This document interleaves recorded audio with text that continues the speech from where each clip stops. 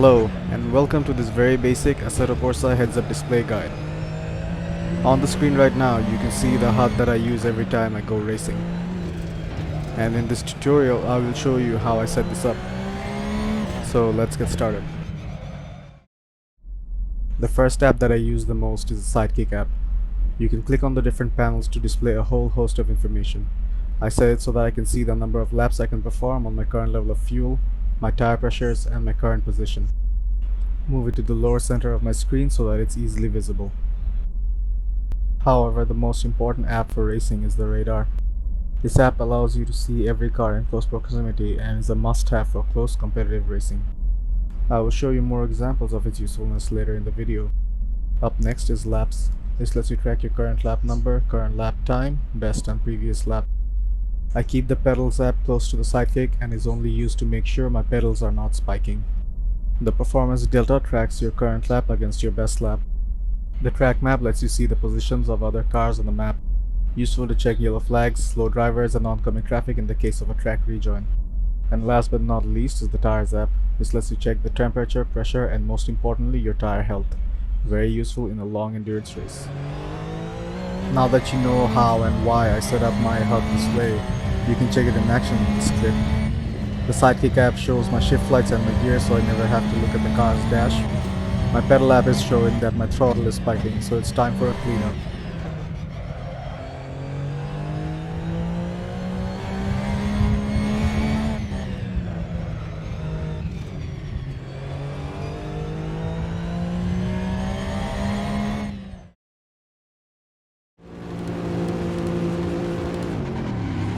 The most obvious usefulness of the radar comes at the start of the race.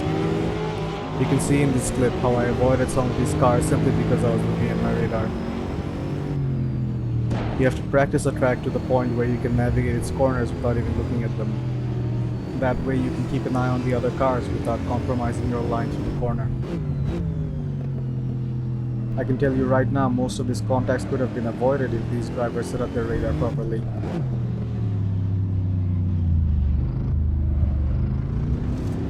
But that's what this guide is for.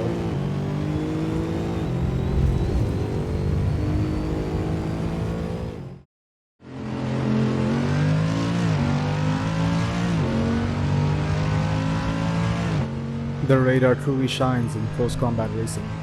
Watch the next clip and notice how I use the radar to race close to my opponent but not have any contact.